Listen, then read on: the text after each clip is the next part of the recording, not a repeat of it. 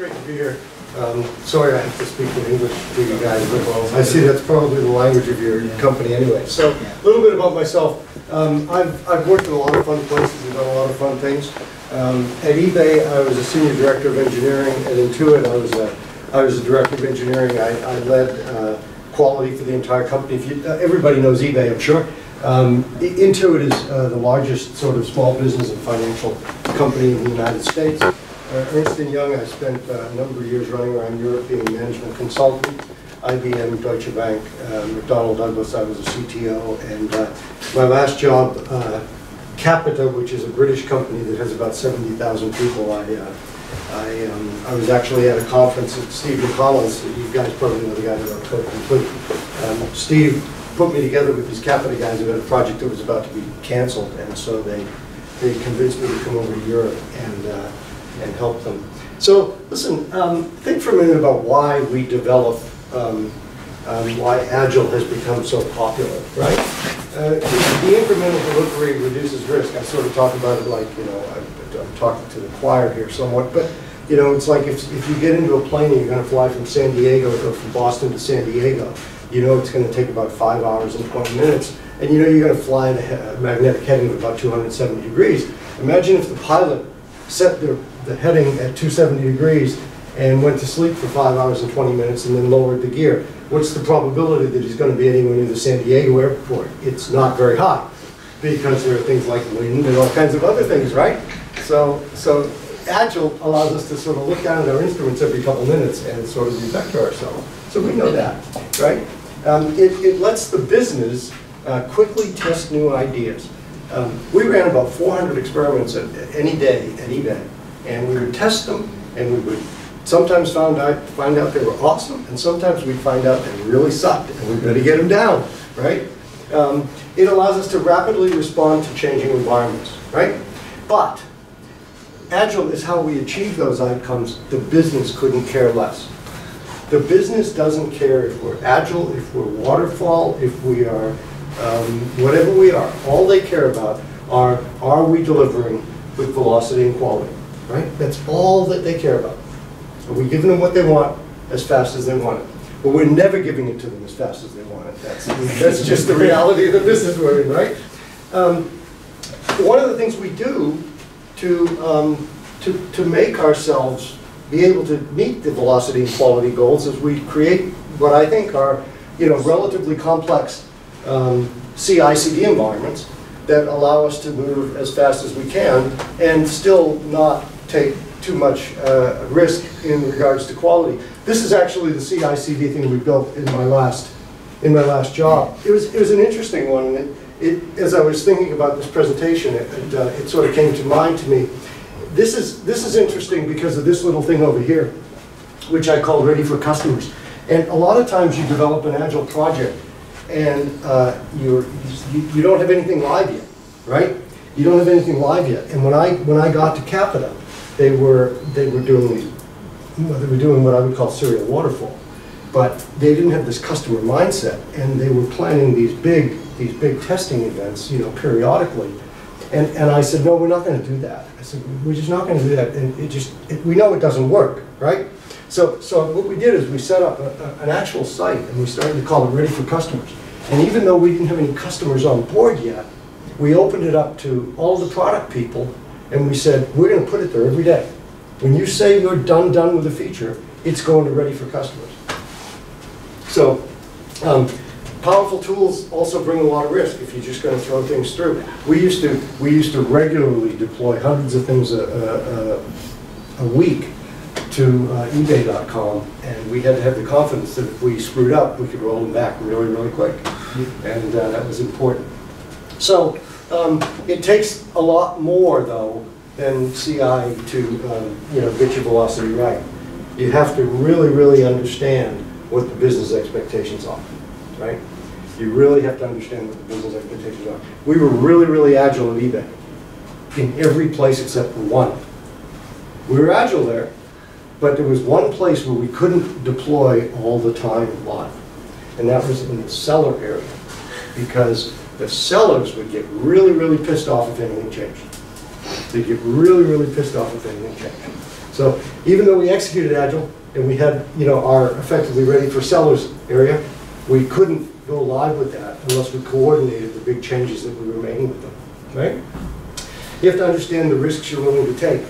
We would take a lot of risks, but not when it came to the search engine, right? Because when the search engine went down, the site was down.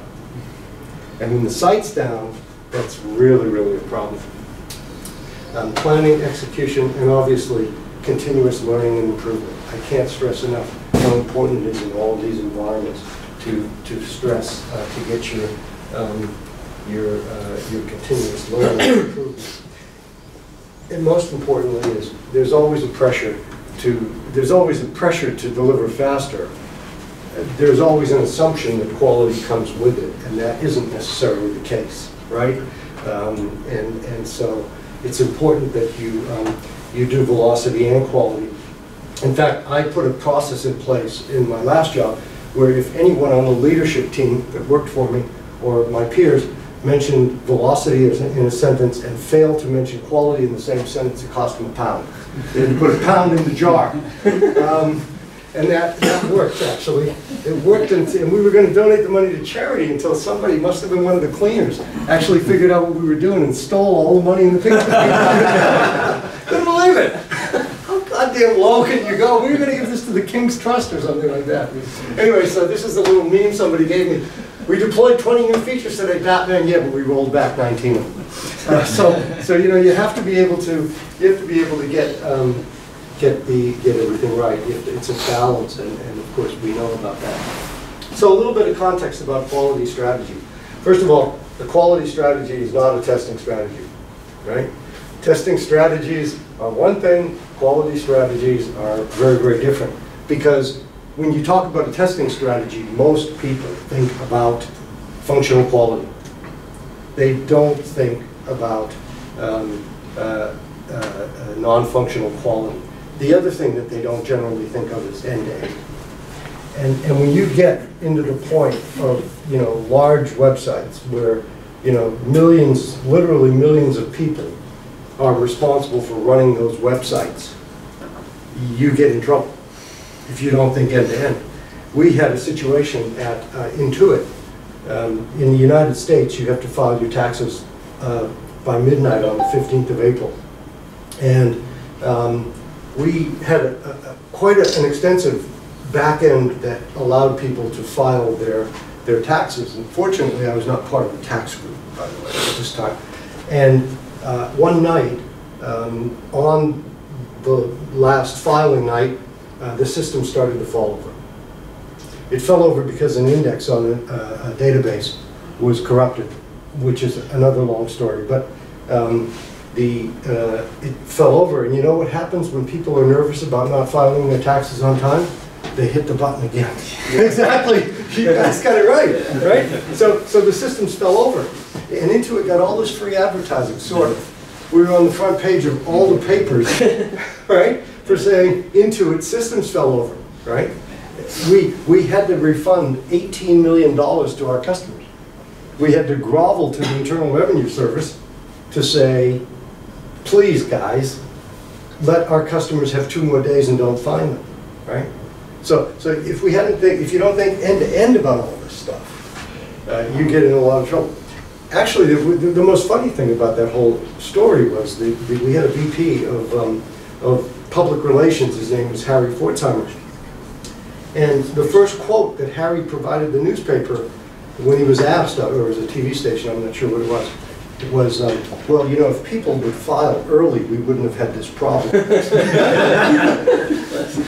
I was in a meeting with some other directors the next day, and we were on the campus up in Mountain View, and somebody said, I wonder which rock Harry's hiding under today. Because that's obviously not something you want to do. And I say this, it's an important thing I put in red. If your quality strategy is testing, then you really don't have a quality strategy, right? So, and I'm going to give you a real life example of something that actually happened to me. So I came into the office one day, December 7th or 8th, 2011, and this is what I saw. HP had announced they were going to sell 20,000 tablets at fire sale, a couple $100 off each. They were going to do it at exactly 4 p.m. Pacific time. They were going to do it on a Sunday, and it was 2 weeks before Christmas. Oh boy. We had 3 days to get ready. Yeah, fun stuff, huh guys? And we only found out because somebody saw it on CNET. We would not have even known, right? If somebody hadn't gone on CNET. Now, the story was allegedly that somebody had accidentally leaked a memo. It was supposed to be a friends and family kind of thing, but they leaked it. That didn't help us much, right? And by the way, at this point in time, I was responsible for capacity planning for eBay. So I owned the allocation of servers to different functional areas in the data center. With about 80,000 servers, and I was in a lot of conference calls over this. But to be honest with you, we didn't panic. We really didn't panic because we knew what our risks were. We had done enough through our quality strategy work, end to end, to actually have identified what our risks were. We knew what the capacity was of our system. We could literally tell you how many transactions per second we could process across all of our data centers on any one of our 450 functions that we had up there. We knew where we needed to fix things. We knew how we needed to do it. And we had the right tools in place and lots of folks who knew the right tools. So, you know, you really do want to give engineering teams a lot of freedom, but there are some areas you don't want to give engineering teams freedom in, and sometimes that's around allowing them to select their own tools, because when you do too much of that, you end up with, oh my God, Jim's the only guy who knows how to use that tool, and that's the only tool that works in this space, and we are, in colloquial English, we would say shit out of luck. We were prepared because we had really done a boatload of work to, up front, to understand exactly what our limits were and exactly where our vulnerabilities were. And that was all very much because we had done work around developing a quality strategy. And this quality strategy is end-to-end. And, you know, we talk about defects. And we talk about, you know, lots of different things in the work that we do as engineers. But, you know, the only thing that customer cares about is, does it do what I want, when I want it, as fast as I want it to be done? So from the customer's perspective, quality is a very different thing than when you sit down as an engineer and run a unit test or run a Selenium test or something, right? And until you get that in front of the user and you start to, you know, internalize that, it's difficult to really, you know, appreciate some of the complexity of doing this. I mean, it really is. And so this is really important. A quality strategy describes how you're going to organize and execute end-to-end to ensure your teams deliver quality that your customers deserve and the velocity your business demands. That's what our job is as engineers and as, you know, developers. And by the way, I am an engineer. I'm first an engineer. Here's an example of what I mean by quality. Have you guys ever seen a curve like this? So this comes out of the Six Sigma world, and it's talking about the optimum level of quality, and it really says we're not looking for perfection, right? We're only looking for the right level of quality for everything we do. For example, when we were doing our quality strategies at Intuit for TurboTax, we said, you know what? Where we're doing the tax calculations, the quality has to be really, really high. We can't risk, you know, any errors in tax calculations, because we've committed to the customers that if we make a mistake, we'll pay your fines. And when you have 56 million or 60 million or so people using your product to do their taxes, and you screw up on 60 million of them, you know, even a wealthy company that's performing well can really be harmed. So it's about really breaking it down into what I call the cost of poor quality and the cost of quality. The cost of quality are the things that we invest to ensure that we have quality, and the cost of poor quality are all those things we get because of failures. So like the $18 million we had to give back to our customers because The TurboTax had fallen over. Those are clearly costs of poor quality. Bad Net Promoter Scores, costs of poor quality. All those things fit in there. So, yeah, you have to be sure that you understand the right level. And the right level isn't always the same for every part of your product. We would regularly ship TurboTax knowing that we could patch it. This was, you know, back 10 years ago, before most of it had moved to the web. There's still more than half of it, though, is done on desktop because people don't want to think that their tax returns are being held out on the cloud. This cloud thing, we know what it is, right? But nobody else knows what it is. And believe it or not, there are people that actually think it's more vulnerable when it's sitting in a data center than it is when it's sitting on your PC. That's not true either. We know, right? Yeah. But the typical consumer who's saying, should I use software to do my taxes, or should I take out my pencil? Or should I go to a tax factory, right? So, I want to get a little bit into exactly what a quality strategy is. So, a quality strategy, to develop one, requires that you really understand your system, both how it's built and how it's going to be used, and both how you're building it from a functional level as well as how you're going to lay it out in the data center from the physical layer. So, I'll give you an example about, well, you also have to understand your KPIs. So this is the eBay. You've probably all used eBay, I'm guessing. This is what we used to call the lovable SRP, the search results page. If you were to go back 5 or 6 years ago, 7 years ago, and look at the eBay search results page, what you would have seen is lots of things. You've seen lots of things here, and now you see, you know, only a few. You know why? Because we found out that clicks are money, and above the fold is what counted. Right? We found we had a KPI about how fast we could put things across, or how fast we had to render above the fold. Yes, we did progressive rendering. Yes, we did all these other things, right? But we knew that 10 milliseconds cost us hundreds of thousands of dollars in rendering above the fold. And we were relentless about that. Now that drove some really interesting requirements because we understood end to end what we needed to do in order to be able to render consistently above the fold within the number of milliseconds we have. Right? We could search a billion items.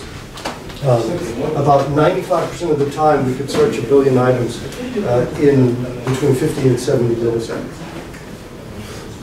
If you ever want to talk about that architecture, I'm happy to do that. I was also responsible for the search engine architecture.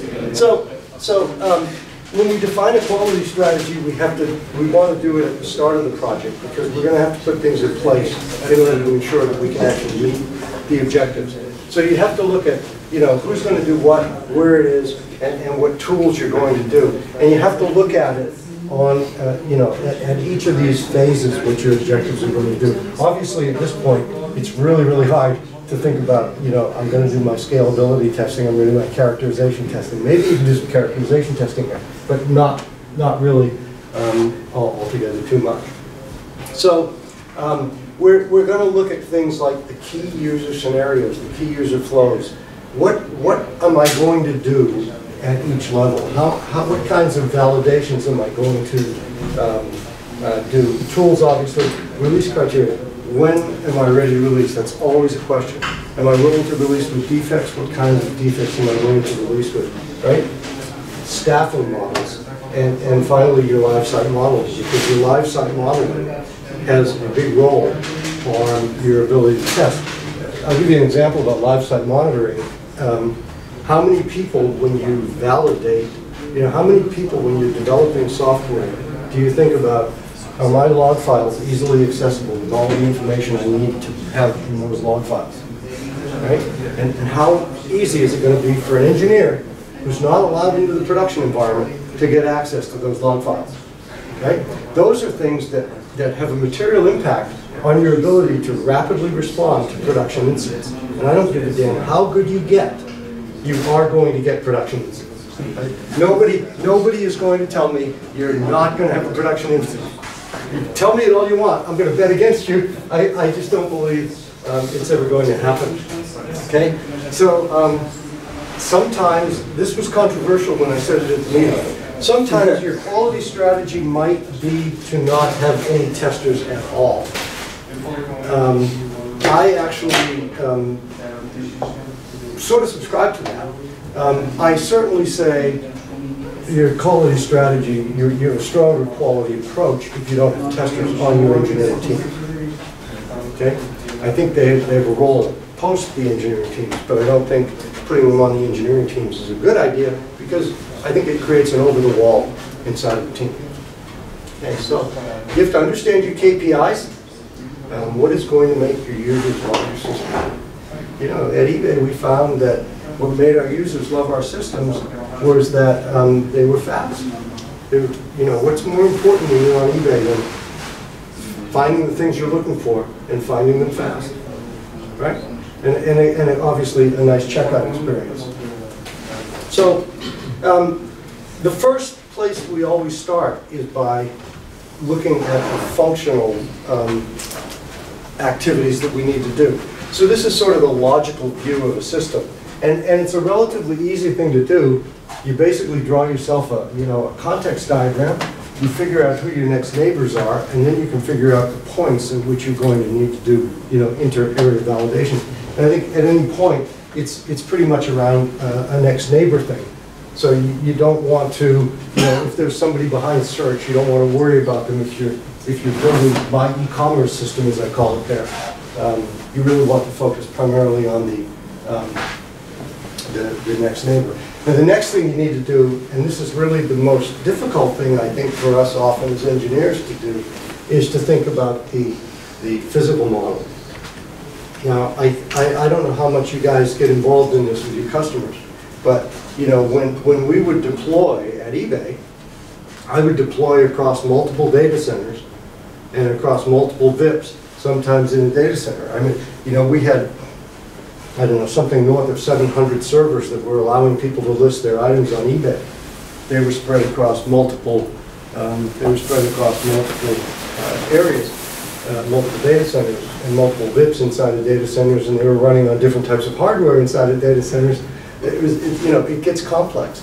And when you're developing your quality strategy, you sort of have to look at those things. You have to think about what are my fault domains and everything else. So understanding your HA, your DR, scalability, monitoring, and maintainability are all really, really important things that we typically, as engineers, don't think about when we sit down and write code and actually validate our code. VIPs, firewalls, multi-colo. Yeah, and quality of service. Quality of service is really an interesting term, and I think it's an important term that we understand. Most times you hear people talk about availability, right? Everybody talks about uptime and availability. They are absolutely useless metrics. They're absolutely useless metrics. Absolutely useless. What counts is that the system is there when the user wants it, responding the way the user wants it to respond, as rapidly as the user wants it to respond. And that is a quality of service metric. It is not an availability or an uptime metric. I could take a data center offline at eBay, and I could still guarantee that my users were still getting the quality of service that they needed. All I care about is the users, and am I generating the revenue that I need to be generating? How many data centers I use doesn't really matter, right? It's not about uptime. And how do you measure uptime if you've got 700 or 800 servers performing the same function? Am I up as long as one of them is working? Clearly, you're operating in such a degraded mode that from the user's perspective, it doesn't really count. So quality of service is a really, really important concept for us to sort of internalize. This was amazing. We actually did some analysis. Functional defects leak a lot more to production than performance kinds of defects, at least when we had gotten to the point where we were really, really good at doing this shit. However, the performance defects that did leak were incredibly difficult to analyze and incredibly expensive to fix. Orders of magnitude more difficult sometimes to analyze. I recall a massive failure we had once at Intuit on a Monday morning. It was the first day of the month when all the small businesses, I think we had 10 million small businesses, ran their end of month accounting. And the systems kept falling over. Every time we bring them up, they'd fall over again. Every time we bring them up, they'd fall over again. We couldn't find out what was wrong. And finally, we were able to bring people on, because everybody's out there nervous, right? Poking the button. And we found out that somehow, internally, there was a proxy server that was being called for all data center calls. So everything was going out to the proxy server. And and it was the proxy server that was falling over. And we didn't find it for 3 days, right? For 3 days. We had a similar failure at eBay when we started to migrate to mobile apps, right? And mobile apps are incredibly sensitive to poor response times on their services. And we had this one border router or VIP, external VIP, that we were seeing a number of calls that it just didn't make any sense when we looked at the number of transactions we were getting from mobile devices. And we found out that there were services inside of the data center that were going out and coming back in, right? It's just these things really do happen, and it's difficult to get them. So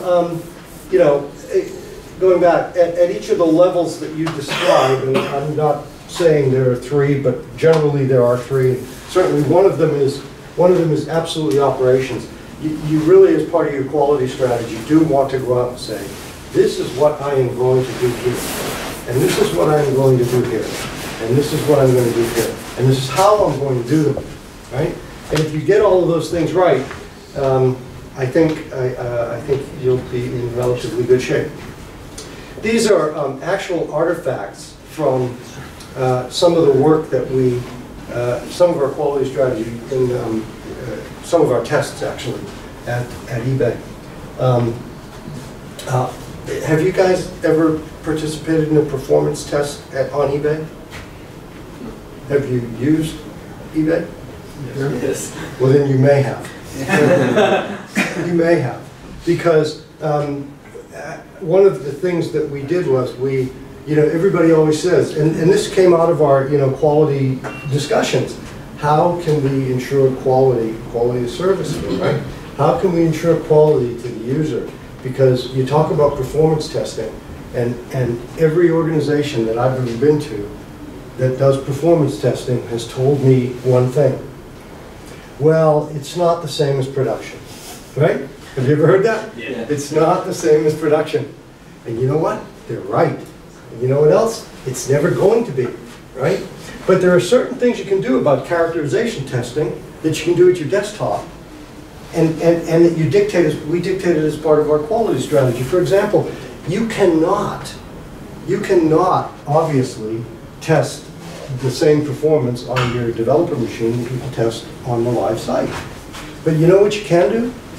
You can determine what are your constraining resources, right? You can run a type of a performance test on your desktop that isn't going to tell you the capacity you're going to get in the live site, but it is going to tell you whether you're constrained on memory or whether you're constrained on CPU, right? And you're always, when you run your characterization test, you're always going to find that there's an inflection point, and that the inflection point connects to the exhaustion of one resource or another. You're always going to find that. I mean, maybe not always, but every time I've ever done it, we did. So anyway, we said, this is done locally. We want to know our capacity. That was part of our objective. So what we did is we said, we're going to write some software, and we're going to use live user traffic to redirect additional, so you know how you run a load test, right? You ramp it up, so many users over so many minutes.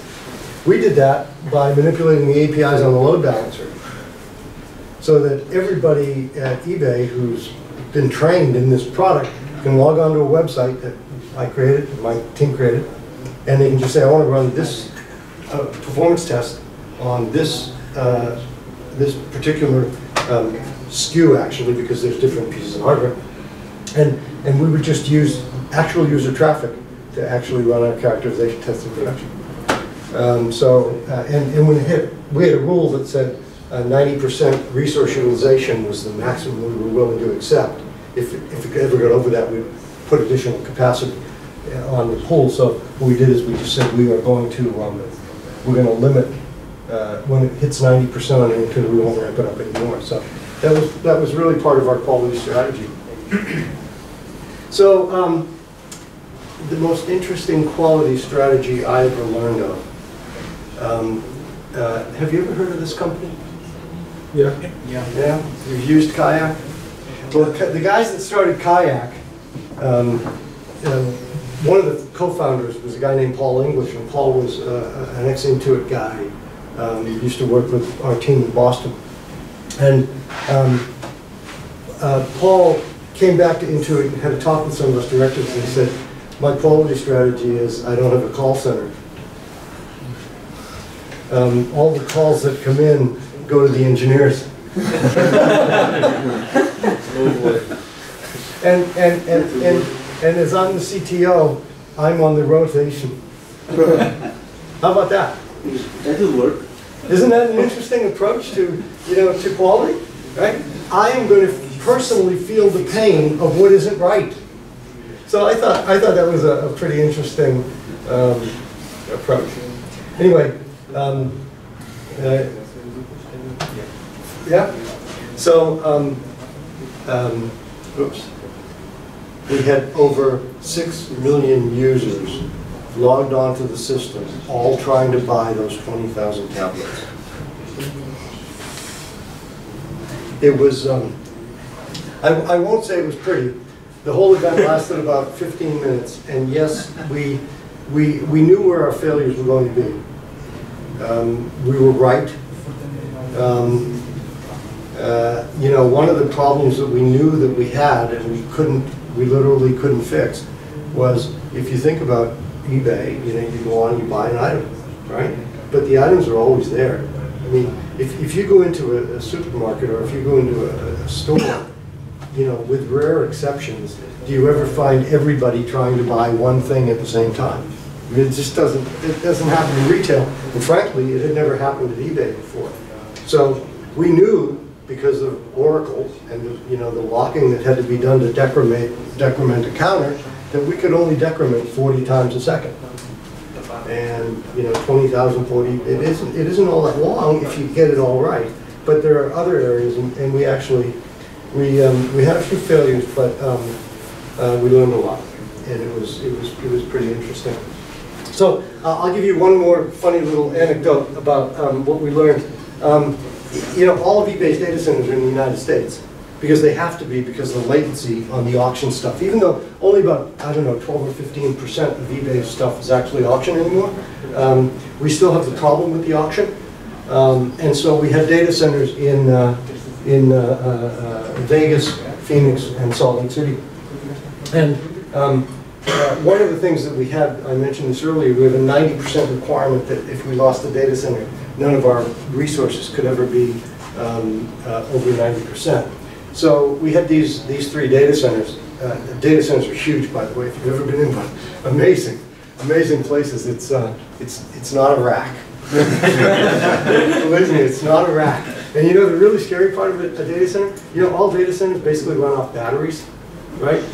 They basically run off batteries because the power grid comes through the batteries, because the batteries have to be there, even though you've got generators and stuff. The time it would take to go switch from something to a generator, from a power supply to a generator, your whole data center would go down. So basically everything runs through batteries. So you walk in these rooms, and they're just, they're huge, and I think they're somewhat explosive, to be honest with you. So it wasn't my favorite place to hang around. Anyway, so we were always worried about the proverbial meteor coming through and taking out a data center.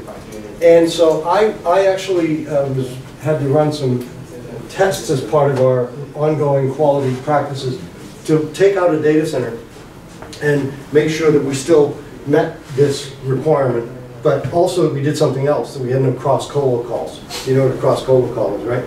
So you have a service in this data center that needs something in this data center in order to work. So you wanted to catch those things in advance. you do certain stuff to make sure that you couldn't find it. We had sonar rules and stuff, but we didn't catch everything, and we would want to validate it anyway. So we did that. So one time we decided we're going to take this data center offline, and I came into the office the next morning, and Sissy Abraham, who was the director of the NOC, she ran the sort of operations center, she was ready to kill me because we'd had an accident. And it turns out we had a cross-colo call. And this cross-colo call, when we took one of the data centers offline, the service reached out to an image server that was in the other data center and didn't find it. And in the data center that was still online, the default image was a cow. And so we, because of this test we ran, we ended up showing our European users something over 2 million cows that night. Sissy was ready to kill me. Fortunately, our VP of Operations is now the CTO of PigPals, Sri Shivananda. Sri thought it was a great success, and I tended to agree with Sri because... How many cows did you sell? Good question. I don't think we sell livestock on eBay, but it was really pretty funny. So listen, I think quality strategies are really important. However, they are not the proverbial eierlegende Wollmilchsau. Nuno said you guys are expanding into Berlin. That's an important word to know. Eierlegende Wollmilchsau. It is an animal that does absolutely everything. It lays eggs. It gives you wool. It's a pig. It gives you milk. Right? So, I hope you found this, interesting. If you'd like to reach out to me for anything, please feel free to do so. I'm always happy to chat. I am writing a book, but I also like to keep busy. So, listen, thanks a lot for your time. I've enjoyed it. I hope you have, and I'll answer any questions you guys have. Okay.